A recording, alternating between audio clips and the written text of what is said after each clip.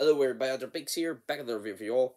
Here my next video for the 12 Days of Views one, as well as the next review for the Spider-Man movie marathon one.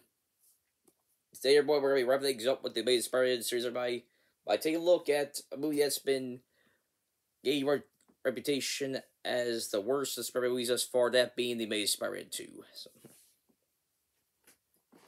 Everyone, when I saw this in theaters everybody, I'm not gonna lie, I actually kind of liked it there. Everyone, this was back before I started become a little critical, stuff like that there, movies, stuff like that, so. Plus, it has been quite a while since I seen the Amazing Spider-Man 2 there, so I was a bit curious to see where I was going to be. Stay at data point there, because I have been aware of the rotation it's been gotten since, ever since, you know, the Amazing Spider-Man series fell through there, and Sony made a deal with Disney and Marvel have Spider-Man the UCU there. And it's got a rotation as being the worst Spider-Man movie that we've gotten thus far there, so. So, like I said, I was curious to see if I would agree with the masses or have a different opinion there. So. When I had a chance to review everybody, I had a chance to watch everybody, I'm here to do a review for everybody, so for now, let's go get right to one. As usual, we go over a plot summary, pros and cons, and overall final thoughts and recommendations, So without further ado, let's go get right to everybody. First off, the plot summary. Everyone, the plot summary is going to be a little bit all over the place, everyone. Well, I will bring it up more in the review here, but here we go, everyone. Film starts out with a bit of a recap / retelling of Peter's parents leaving him there. Which I forgot to bring in my first review by Amazing Spider-Man 1. The film does explore elements of Peter's parents there, which I will give the first Amazing Spider-Man credit there. Was an aspect that wasn't explored in the films, but nevertheless, that's the stuff for here for the Amazing Spider-Man 2 one. So, anyways, and we had to kind of see them, how it happened with the plane crash there. Then we fast forward to the current day where Spider-Man trying to stop a robbery there. Trying to blow out the Oscorp there, and Peter ended up running a little bit late for the graduation there of his Gwen Stacy's speech there. Phil kind of focuses on Peter and Gwen, on how things are going to work out with their relationship there and stuff like that, now that they graduate and stuff like that, and their paths going forward. But Phil also focuses on, Max there, Electro, becoming Electro there. First started out as a fast Spider there, but then after the accident where he became Electro, out of the misunderstanding, became not too fond of Spider there. I feel also focuses on Harry Osborn there, who's taking control of Oscorp after Norman Osborn's death there. He finds out he's got the same disease as his father, so it's an inherited disease there. And he's trying to get Peter to get Spider-Man's blood there, stuff like that. Try to help him live, so yeah. Yeah, it's similar to the other movie everybody I reviewed the Spider-Man movie with our one. It's a bit over a place with the plot there, so. As for the story of the plot, without going to major spoilers there, so.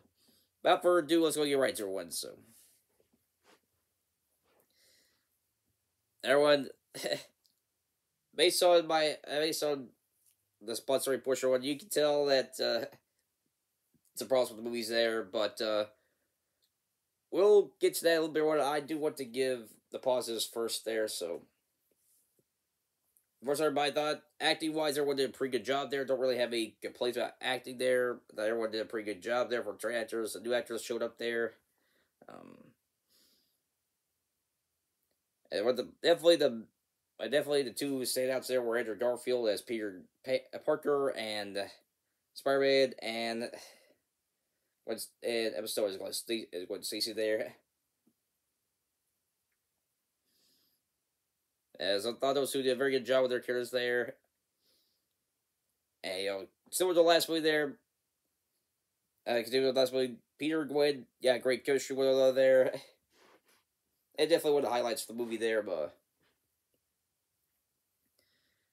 And what they didn't comment last time when I did my Spider-Man review by is the costume design for Spider-Man there one. Or I remember people not being too fond of Spider-Man's costume in the Amazing Spider-Man there.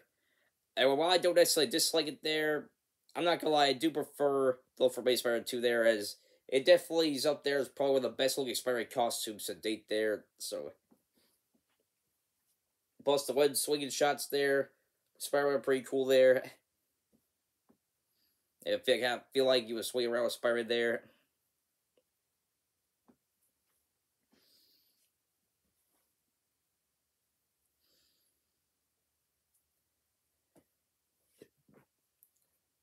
Sorry, apologies if any hiccups and bursts everyone, but anyways, similar to the first movie by Andrew Garfield as Ray Johnson Spider-Man there.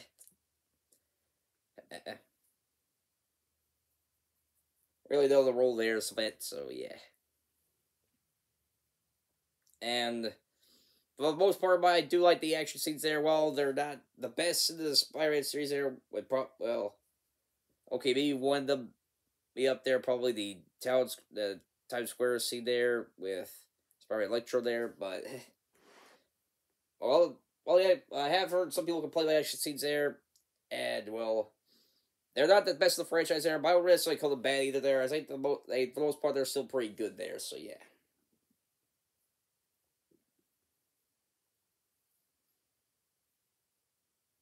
That's pretty much, that's alright, give it perfect one, but that's pretty much all the pros I gotta say for Spider-Man, Spider-Man 2 everybody now, onto the cons are one.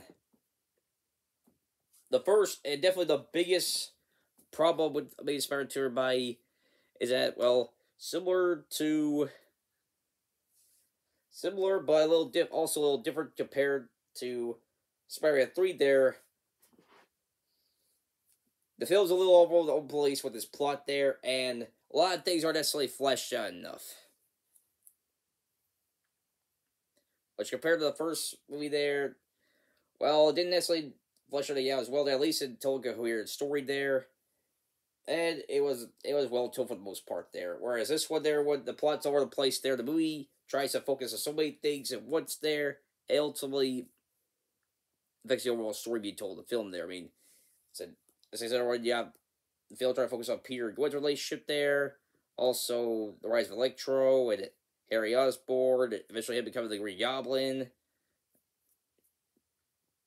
And not to mention, trying to build up a Spider-Man cinematic universe there, back when Sony still had down the tables there, before they made the Spider-Man series there, before they made the deal with Disney and Marvel to have Spider-Man in the MCU. I mean, the overall plot was definitely the most wonky out of the Spider-Man films I reviewed thus far. One. And that major issue definitely spills out with some of the other problems I do have with the film. One.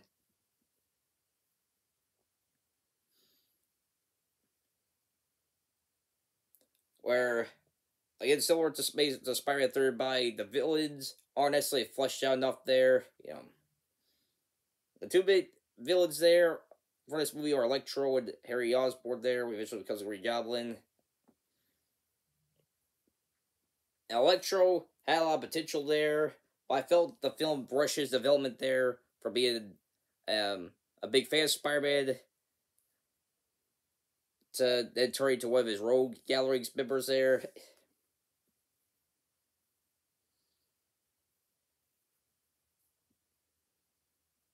Also, the stuff with Harry there. Harry stuff was rushed as well. That was very rushed as well there.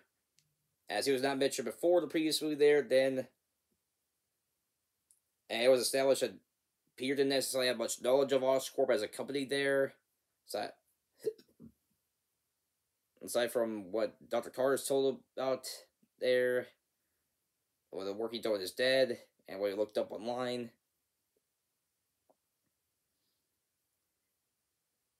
But then the feel that, as like Harry and Peter have been friends for years or stuff like that, a long time. They see each other when not there, Excuse they had for not including Harry last week because Dorman sent him off to boarding school. He was 11 years old there. Now he's back as an adult, taking over company there for the Osborn. When he died from disease there. which should have affected Harry there. Eventually, over Harry trying to get Spider-Man's blood there, and Peter tried to tell him no there, and it should probably one of the few times in the series there where Spider-Man doesn't look very likable there. Which probably would have been better executed there if the movie had some better structure with some scenes there, which I'll get into here a little bit, everybody. And Harry eventually finds another way to kind of sort of get the disease taken care of there by getting the venom for the experiment of spiders there. They actually transforms into like a Green Goblin there, which yeah, I'm not gonna say much about everyone, but yeah, Harry as Green Goblin in the movie there looks rather ridiculous there. I mean, I remember people bashing how Harry as the new Goblin from Spider-Man 3 look there. But I honestly prefer that design, that version of Goblin, over the one we got in Amazing Spider-Man 2 here, so...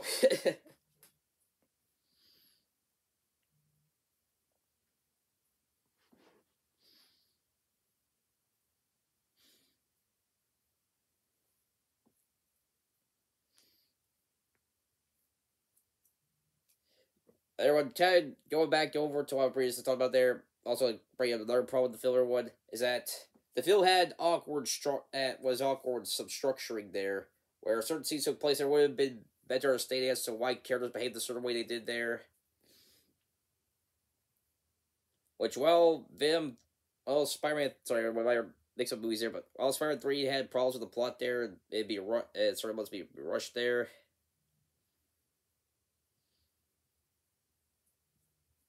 I feel like compared to the plot for Amazing Spider-Man 2 here, I felt like structure-wise it was a little bit better there, so... Not by much, but a little bit better. Anyway, the spoilers up ahead there for this part here, but you shouldn't be too surprised here, since I usually go into more details spoilers for pros and cons here, but anyways, the film does continue on with Peter learning more what happened to his parents there, why they left and stuff like that there. That eventually leads to Peter going to a secret abandoned subway station there that has a secret laboratory there, which was made by his dad there. And on that PC there was the video that his dad recorded there, revealing that Norman Osborn fraudulent evidence against him there, trying to go after him and stuff like that. He ends up revealing that the Spider's DNA, or his DNA was used to help during the experiment for the radioactive spiders there that Oscorp was working on at the time. And they were pretty much trying to weaponize it, stuff like that there, so that's why he decided to leave there and stuff like that, and destroy the spiders there. So, which kind of explains why Peter's parents had to run away there. I felt like if that scene was a little bit earlier on the film there, then it would have been a better explanation as to why Peter was reluctant to help out Harry there. Because if he shared his DNA with Harry, it could have some bad side effects to him there. But that didn't happen. But the scene about Peter finding the subway station doesn't happen until later on in the film. It doesn't have the same scene where Harry ends up breaking Electro out of a facility he was locked up in after the first fight between him and Spider-Man.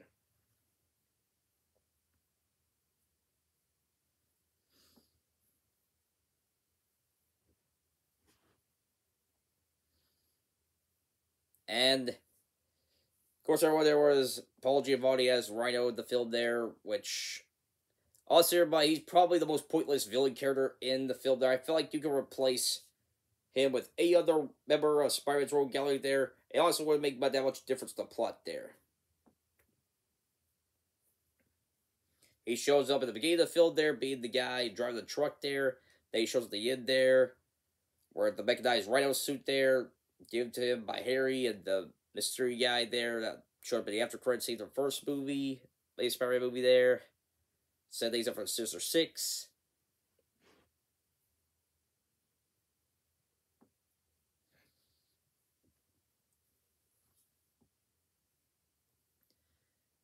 which, again, the film does do different things there to try to set things up there, but by doing that, it's not focused on a coherent story there to keep the audience engagement there. It just the plot's just all over the place there.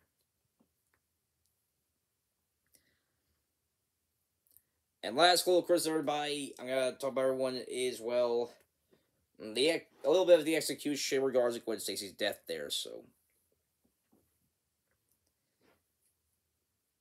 now, everyone, I will give the movie some credit regards to there in terms of execution and replicating the look at death of the comics there. I thought the film did a very well job there. And I will give Andrew Garfield credit due there. He really tried his best to make this as emotional as possible there.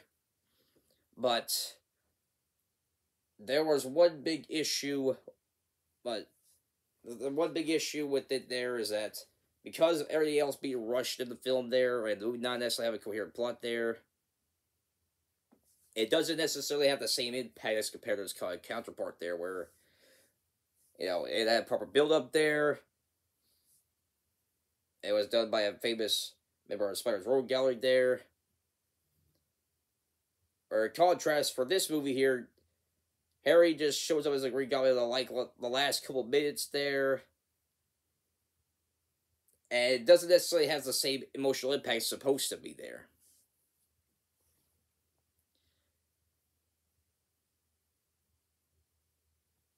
Because of that there, unfortunately, it was a little bit of a disappointment there in regards of stuff with, and but how it turned out there, it's with Peter and Gwen there, you know.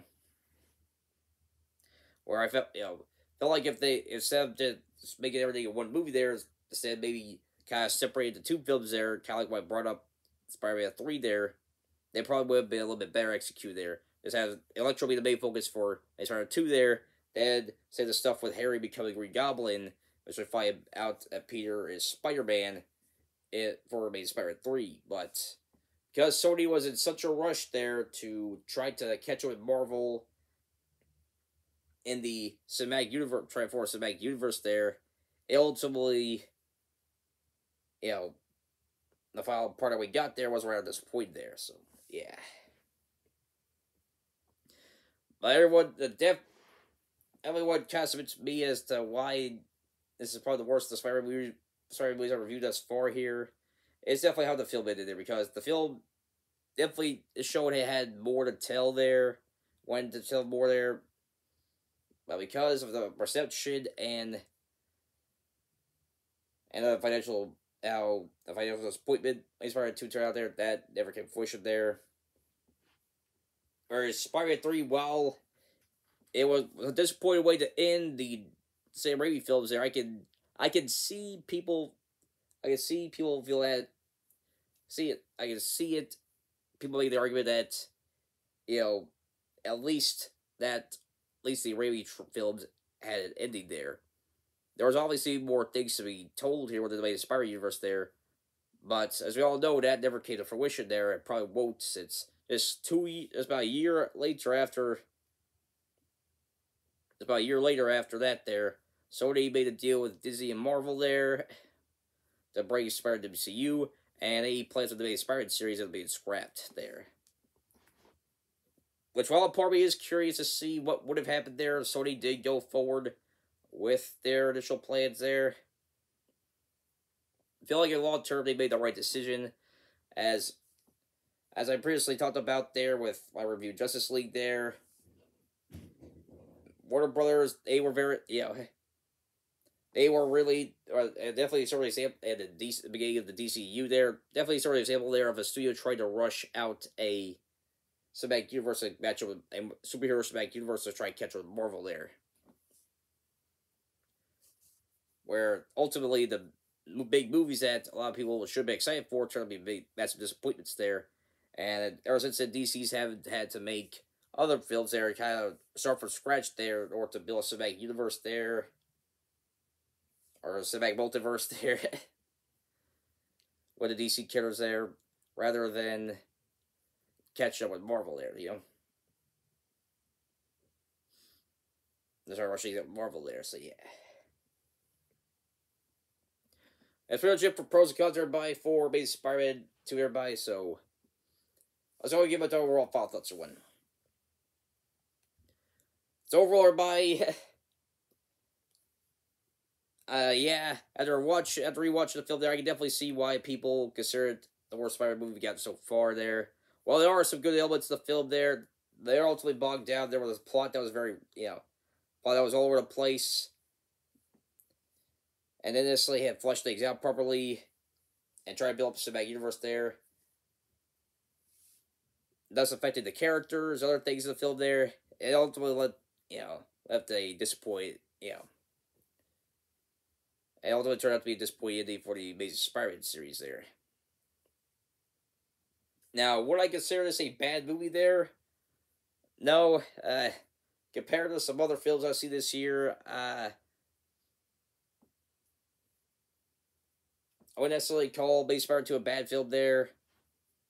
But it's definitely the weakest Spider-Man film we got so far there. And if I end up doing a ranked video there on movies I reviewed this year, it's definitely be on the lower end of the list there. So, yeah.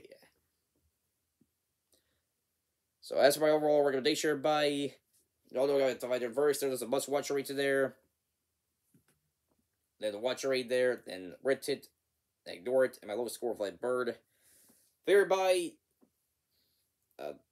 the good elements that are in Spider-Man, Amazing Spider-Man 2 there, all do keep it from getting the ignored rating for me there. And so I'm going to give it a rented rating, so. But the problems that are there do heavily affect the film there, Unless you're someone who's curious about how different Spider-Man movies turn out there, want to check them out there, or just out of curiosity wanted to see why people, have such, talk about the film, regard this film as the worst thus far, then it may pique your interest there, but aside from that, there's not really much to go off there and get you going to want to see this movie here, so yeah. Everybody, Amazing Spider-Man 2 is going to get a rented rating for me there, so yeah. Hey, looking back at everyone, normally I review a film, everybody, I usually don't shape it for the verdicts there, but after rewatching Amazing Spider-Man 2 there, looking back at Amazing Spider-Man there, I'll admit, I feel like I was given, I still do stand by a lot of the criticism I had for Amazing Spider-Man, I do feel like I was being a little too harsh with the film there, so I'm going to give it a slight raise there for Amazing Spider-Man to a watch it rating there, so if I had to recommend a movie for the Amazing Spider-Man series, it would definitely be the first one there, so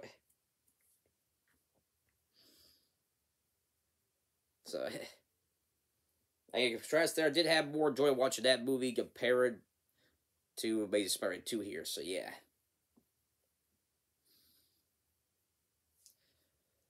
I'm going to things up for my review, everybody, for Amazing Spider-Man 2, everybody.